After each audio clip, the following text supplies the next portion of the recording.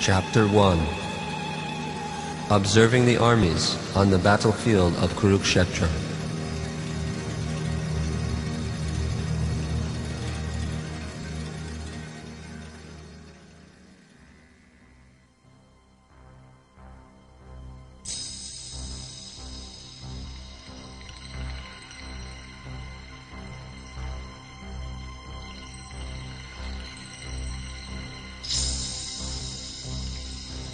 O Sanjay, what is happening with my sons and the sons of Pandu since they assembled at Kurukshetra for battle? Maharaj, after looking over the Pandavas' military formation, your son approached Dronacharya and began to speak. Acharya, behold the vast Pandava army, so expertly arranged by your intelligent disciple, the son of Drupad. In this army are many heroic bowmen equal to Bhima and Arjuna. Great fighters like Yuyudhan, Virat and Drupad. There are also powerful fighters like Drishtaketu, Chekitan, Kashiraj, Purujit, Kuntibhoj and Shaibya. Look, there is Yudhamanyu, the powerful Uttamaja, the son of Subhadra and the sons of Draupadi. All these warriors are powerful chariot fighters. But for your information, O best of the Brahmanas, let me tell you about the warriors who are especially qualified to lead my armies. They are personalities like your good self, Bhishma, Karna, Kripa, Ashwatthama, Vikarna and Bhurishrava. They are always victorious in battle. And there are many other heroes who are prepared to lay down their lives for my sake. All of them are well equipped with many weapons, and all are experienced in military science. Our strength is immeasurable. We are perfectly protected by grandfather Bhishma, but the strength of the Pandavas is limited. Everyone must now give full support to Bhishma while standing at our strategic points of entrance into the phalanx of the army. Sanjaya speaks.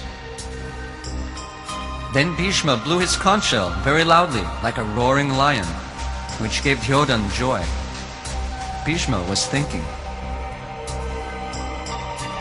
victory or defeat is in the Lord's hands, but I'll do my duty as a Kshatriya and give my life. And now that I've blown my conch shell, Krishna will respond by blowing his conch shell, which I long to hear. After that, the conch shells, drums, bugles, trumpets, and horns all suddenly sounded, and the combined sound was tumultuous.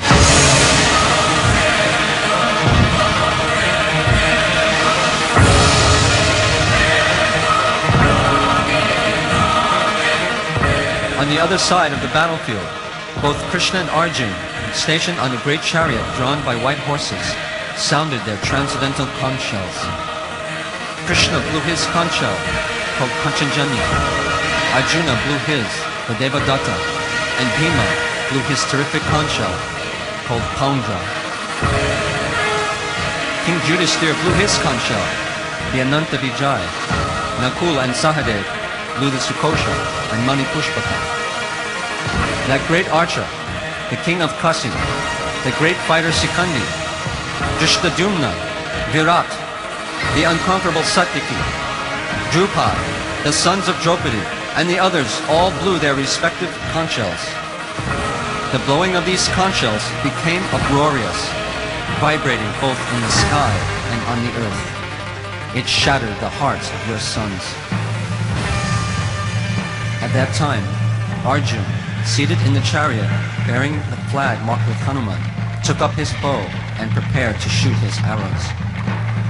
After looking at your sons drawn in military array, Arjuna then spoke to Krishna.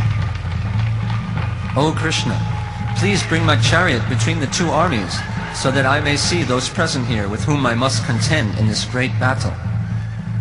Krishna replied jokingly, Why, you'll simply see friends and make friends, Arjun.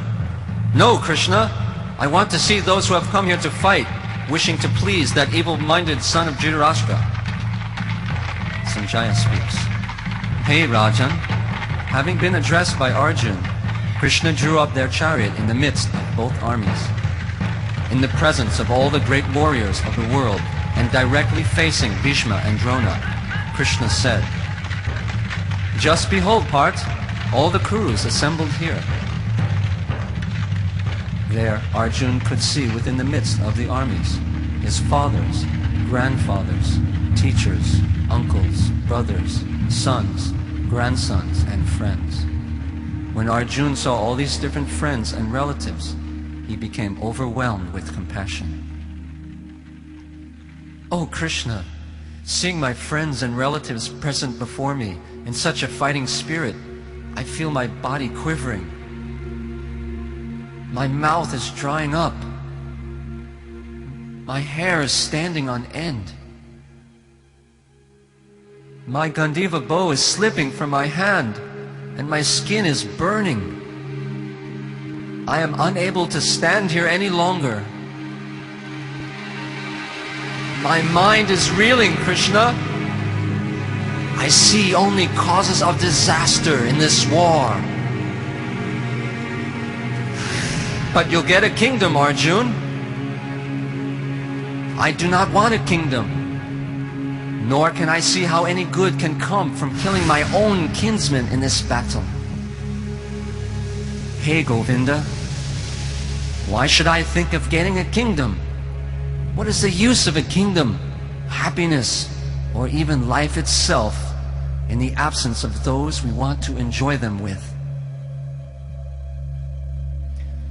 "Oh Madhusudan, when my grandfather, teachers, and other relatives are ready to give up their lives and are standing before me, why should I wish to kill them, even though they might kill me?" "So do not kill your elders, Partha, but at least kill the sons of Dhritarashtra." "No! What happiness will I get from that? I might enjoy the kingdom for a short time, but I'll suffer so long for having killed them. Sin will overcome me if I slay my relatives. I'll not get happiness." "But they are aggressors, Arjun. There's no sin for killing aggressors." "Certainly there is sin, Krishna. Why are you so sure, Arjun, when Shastra says the opposite? Artha Shastra says there is no sin, Krishna, but Dharma Shastra is higher. And Dharma Shastra says that there is sin from killing aggressors." "You do not know the truth, Arjun." "I know the results that will come, Krishna, especially for the destruction of the dynasty." "Oh Krishna, why shouldn't we refrain from fighting?" "Why aren't Bhishma and Drona refraining, Arjun? They also know these things." "Their hearts are overtaken by greed, Krishna, but we know. Why should we act like them?" "A Kshatriya's duty is to fight when challenged, Arjun." "Yes, Vasudev, but I see the imminent result of family destruction. With the destruction of dynasty, the family tradition is lost, and the rest of the family becomes irreligious. When irreligion is prominent in the family, the women of the family become polluted, and from the degradation of womanhood comes unwanted progeny. Oh Krishna, I have heard from authorities that those who destroy family traditions go to hell. How strange it is that we are preparing to commit such great sins, driven by the desire to enjoy royal happiness. I deserve to be killed unarmed on the battlefield for even considering killing my own kinsmen."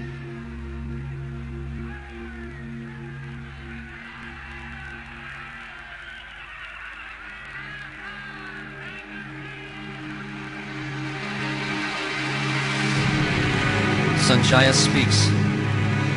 Then Arjun cast aside his bow and arrows and sat down on the chariot, overwhelmed with grief.